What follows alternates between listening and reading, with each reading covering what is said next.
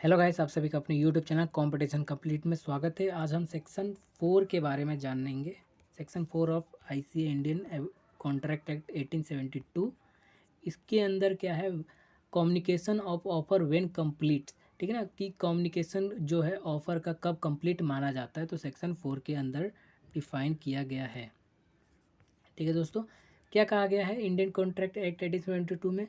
The communication of a proposal is complete when it comes to the knowledge of the person to whom it is made. देखिए, ये कहा गया है कि proposal जब complete माना जाएगा, जब माना जाएगा जब वो उस बंदे को पता चल जाए जिसके लिए वो प्रपोजल दिया गया, जिसके लिए वो ऑफ़र दिया गया है। तो यहाँ पर ए ने कोई ऑफ़र दिया है बी के लिए, ठीक। तो जब बी को पता चल जाएगा कि ए ने उसके लिए कुछ ऑफ़र दिया है, कुछ प्रपोज़ल भेजा है, तो कम्युनिकेट हो जाएगा, तो जाके यहाँ पर कम्युनिकेशन को, ऑफ़र को कंप्लीट माना जाएगा। अदरवाइज़ नहीं माना जाएगा जब तक बी को उसका नॉलेज ना हो कि ए ने ऑफ़र दिया है। तो इसी के अंदर एक लीडिंग केस आता है, उस केस का नाम है लालमन शुक्ला वर्सेस गौरी दत्ता। ठीक, आप लोगों ने कॉन्ट्रैक्ट एक्ट पढ़ रहे होंगे, तो ये क्वेश्चन ये जो है आप पढ़ रहे होंगे। तो ये केस कब का है? लालमन शुक्ला वर्सेस गौरी दत्ता 1913 का केस है। वन इलाहाबाद हाई कोर्ट का केस है। ठीक, तो ये साइटेशन आप देख लीजिए, केस देख लीजिए। अब इसके बारे में हम फैक्ट डिस्कस करते हैं। तो इस केस के अंदर क्या होता है कि जो डिफेंडेंट होता है, ए मान लेते हैं डिफेंडेंट होता है, बी मान लेते हैं प्लेंटिफ होता है। तो ए का जो नेफ्यू होता है वो घर छोड़ के चला जाता है, ठीक है ना।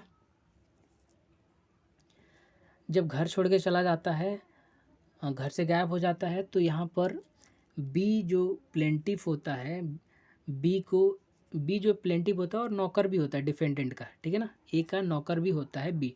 तो बी को पूछता है कि जाओ मेरे नेफ्यू को खोज के लाओ। तो बी चला जाता है, ठीक है। बी उसके नेफ्यू को खोजने के लिए चला जाता है। फिर उसके बाद जो है ए एक ऑफ़र रखता है, एक कुछ बिल्स वगैरह प्रिंट करवाता है और अनाउंस करवाता है अखबार में कि जो भी मेरे नेफ्यू को खोज के लाएगा उसको 501 रुपये का इनाम दिया जाएगा। ठीक, कोई भी खोज के लाएगा। तो यहाँ पर फिर प्लेंटिव जो है, उसे प्लेंटिव को पता नहीं रहता कि जो है डिफेंडेंट ने कोई अनाउंसमेंट किया है कि 501 रुपये मिलेंगे जब वो उसके नेफ्यू को खोज के लाएगा। तो प्लेंटिव को पता नहीं रहता। प्लेंटिव नेफ्यू को खोज के लाता है, फिर वो ऑफ़र के लिए बोलता है कि जो आपने ऑफ़र दिया था जिस तरीके से, और वो आप मुझे 501 रुपया दीजिए क्योंकि मैंने आपके नेफ्यू को खोज के ले आया हूँ। तो इस केस में कोर्ट केस में जाता है, और यहाँ पर डिफेंडेंट जो होता है, वो प्लेंटिफ जो होता है, उसे नॉलेज नहीं होता इस ऑफ़र के बारे में। तो आके वो कहता है, क्लेम करता है 501 रुपये। तो यहाँ पर प्लेंटिफ को 501 रुपये नहीं मिलेगा, क्योंकि सेक्शन 4 कहता है इंडियन कॉन्ट्रैक्ट एक्ट का कि जिसके लिए कम्युनिकेशन किया, प्रपोजल दिया गया, उसको नॉलेज हो गया है, तो ही माना जाएगा कि ऑफ़र कंप्लीट हो गया है, ठीक है ना।